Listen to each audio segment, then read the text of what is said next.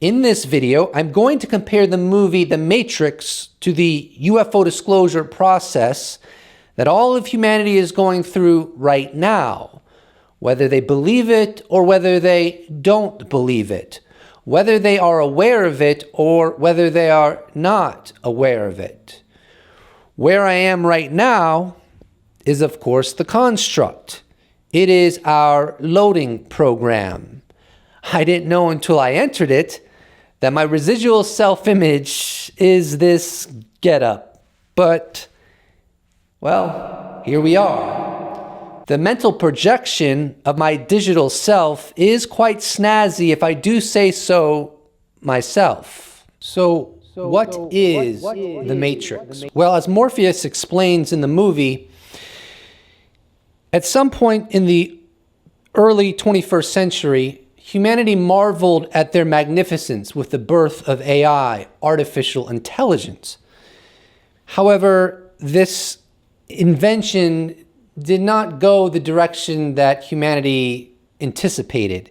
He says he doesn't know who struck first, whether it was them or humanity, but it was believed at the time that artificial intelligence could not survive, that is the machines, without an energy source as abundant as the sun. So humanity fought back against these machines by scorching the sky. Unfortunately, that did not solve the problem. Humanity ended up getting enslaved by artificial intelligence machines, utilizing them as an energy source since the sun was no longer available to them. Humanity essentially became batteries for these machines. And Morpheus explains that there are fields and fields and fields where human beings are not born, they're grown and utilized as crops to ensure that the machines can sustain themselves. Now, ingeniously, in order to keep humanity completely enslaved and viable so that the machines had them at their disposal 24 hours a day while they were living to be harnessed as batteries, they created this neural interactive simulation so that while human beings are in these little pods, they're connected to a sort of computer mainframe, giving them the impression that they are living out their lives in the real world while the entire time it isn't the real world. It's completely artificial. As Morpheus explains to Neo, what is the Matrix? Control.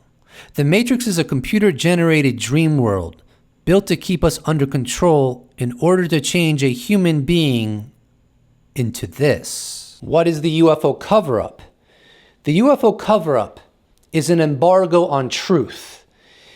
It has been maintained through an active campaign to mislead humanity about their very existence. It's not just about ensuring that data is concealed, but it's also an active campaign to produce the results those in charge of it desire, which is to have the American public and all of humanity believe that they are alone and that all of these rumors and talk and testimonials about UFOs is nothing but hogwash.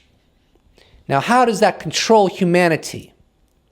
Controls humanity because information is power. How would knowing that we are not alone in the universe, we're being engaged, and militaries and governments across the world cannot stop it, have no defense against it, how would this understanding and clarity alter humanity as a whole? Well, we really can't know for certainty because we haven't been given that free will.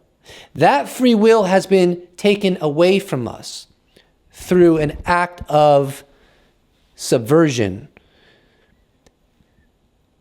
In a very real sense, we live in a dream world. The wool has been pulled over our eyes. Just imagine for a moment if the world was truly flat, which is not something I believe. But let's just imagine, and world governments conspired to tell humanity that it is round.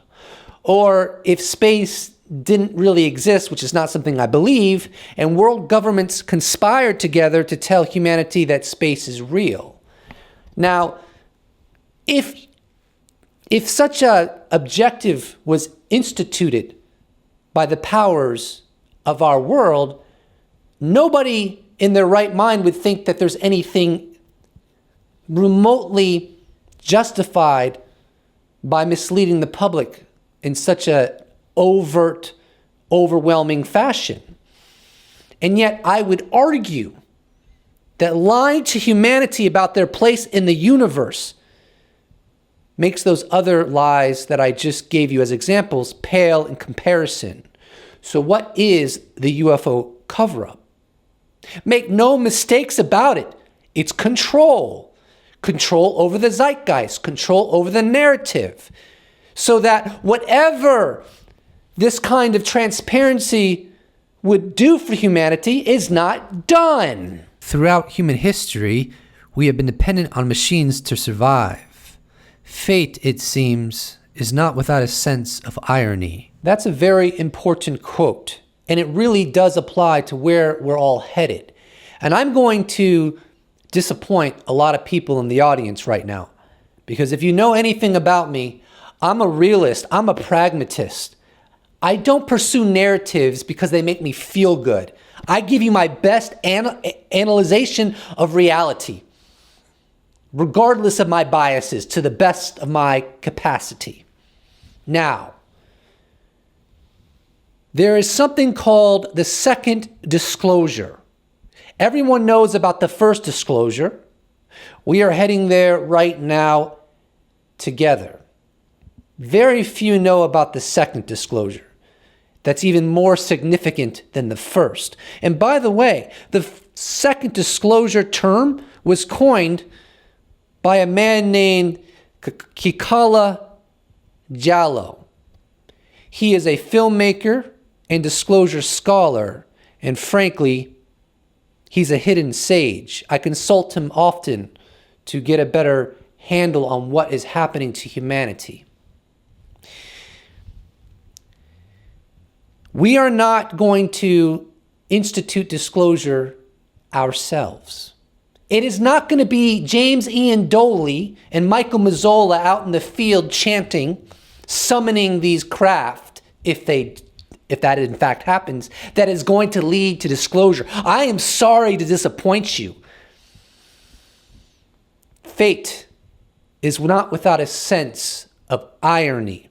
The very structures and entities that have pulled the wool over our eyes are the very structures and entities that are going to eradicate it. Sad, isn't it? What a terrible commentary of our species. But there is an amazing and profound silver lining to this, the second disclosure. How stupid can our species be that the very structure that led us into this, what do you even call it? Mass deception is the very structure that is going to set us free. It is absolutely pathetic. It's the smell. But it's the way it's going to happen. Now, I grant you, it's a little more complicated than that because there have been people fighting. There has been the resistance for decades. Stanton Friedman.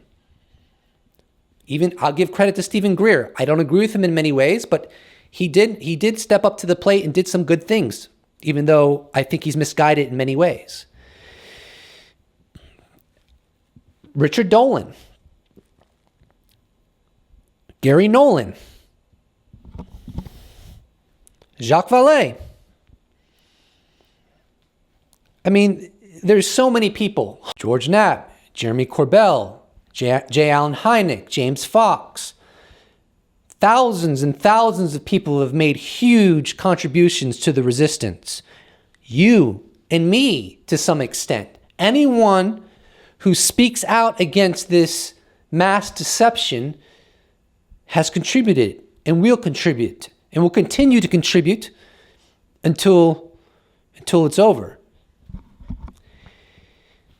So there is that element to this whole thing, and I acknowledge that. But still, this isn't going to end until there's some degree of government acknowledgement. For whatever reason, they're the ones with the smoking gun evidence. We can speculate all day why that is. We can even say this is evidence that there is no cover-up and there is no non-human intelligence engaging our world. And I would say, I bet heavily against that. Just because things do not act according to our expectations doesn't mean they're not valid. But I'm not going to get into a dissertation trying to convince you that we are truly being engaged by non-human intelligence. At this point, you should be suspicious of it at the very minimum. And your suspicions shall grow, because this only goes in one direction. Now, I'm not trying to imply that I don't have blind spots and that I am not a fool, because I am a human being. Therefore, I have blind spots and I am a fool. Just because I have it right about UFOs doesn't mean I don't have other things wrong that people who deny this presence have right. I'm not putting myself on a pedestal. But isn't that the point? That's what the second disclosure is, ladies and gentlemen. It's our realization of how flawed we are, so that we can take a step back and ask ourselves what we're doing wrong and how could we improve. The first step in improving a problem is knowing or coming up with a solution, and diminishing a problem is knowing that it's there to begin with. And that is what the second disclosure is going to facilitate. What is the second disclosure? Perhaps it is the converse of the cover-up, which is control and deception. The second disclosure is freedom and clarity. How is it, ladies and gentlemen, that for 70 plus years, we didn't see the truth with it so readily apparent? Government documents attained through FOIA, thousands of witnesses, numerous highly corroborated UFO sightings, innumerable amounts of reports of people being commandeered against their will from the phenomenon itself. And look where we are today. The Nimitz, the USS Roosevelt, the USS Omaha, USS Kidd, and the list will only grow as we move forward, as we passage into a post-disclosure world. How did this happen? How is it that our smartest people all came to the consensus that this is nonsense when it is not? And it's not like there wasn't evidence. Of course there was. There was evidence all along. Look at Robert Hastings' work with UFO and nukes. He's interviewed like what? Over 100 people? People that are tasked with having authority over our weapons of mass destruction, and they're consistently saying they see machines flying over their bases, surveilling their bases, meddling with the technology at times, sometimes turning off the technology, turning on the technology. Are you trying to tell me that the people that are supposed to be the most sane, since they're trusted with our weapons of mass destruction, are the ones that are crazy? Where was our suspicion during this whole time, at the very minimum? Why did we hand wave it away and just assume it was all hogwash, as if that's a sign of intelligence and rationality, when it's nothing but, or it's nowhere near that? We're just not as smart as we assumed we are. We have our Wi-Fi and our Starbucks, our 5G internet access. We have our smartphones, our iPads. We have our self-driving Teslas, and on the list goes. And yet, en masse, we were all deceived with simplistic Padawan mind tricks. And in due time, we're going to learn that that is indeed the truth. If in our current state of technological development, we could be so deceived so easily about something so profound, then the question that is inescapable and that we will all be faced with in a post-disclosure world is, what else are we so foolish about? And that is the second disclosure, learning that we are not nearly as smart as we thought we were. Even our greatest minds are not nearly as intelligent as they thought they were. And it is through this realization that our species will evolve. And yet, governments have postponed this and ironically facilitated our enlightenment. Indeed, fate is not without a sense of irony. As you recall from the movie, when Neo met Morpheus, Morpheus gave him a choice to make. You take the blue pill and you'll wake up in your bed like this was all just a dream, and you can believe whatever you want to believe. But if you take the red pill, he's going to show Neo how deep the rabbit hole goes. But it should be understood that the red pill is not just a metaphor. It was actually part of a tracing program designed to disrupt his input-output carrier signals so that they can pinpoint his location. By location, meaning what pod exactly he is in those endless fields of humans being grown as crops. My understanding is that through the pill and the apparatus that Trinity and the crew created, and they are hackers, it tricks the AI infrastructure into thinking that Neo is dead. And the way it works is when people die in these endless fields, the AI infrastructure is programmed to release them from the pod so that they can be liquefied to feed other humans that are being grown. Of course, he was freed, but he was rescued subsequently. But what's really, really fascinating is there was a couple seconds in which Neo is in his pod, but he is taking a few moments in utter awe to perceive the vast fields of humans being grown. And there was this look of complete disbelief in his eyes. He could not believe what he was seeing. And in a very similar fashion, I think that's what's happening to all of us collectively. It began on October 11th, 2017, when the former director of ATIP, Lou Elizondo, got behind the podium and stated that the phenomenon is indeed real. It continued on December 16th, 2017, in that bombshell New York Times article where we learned with verification that there was indeed a program in the Pentagon studying UAP, even though the American government told us in 1969 with the close of Project Blue Book that they no longer were investigating this subject. And it's continued with, for example, the Navy altering their guidelines for how aviators and technicians report UAP encounters. The DoD officially acknowledged that those UFO videos were real and that they showcased UAP, which is not a trivial matter when technology is entering highly restricted airspace within a carrier strike group environment.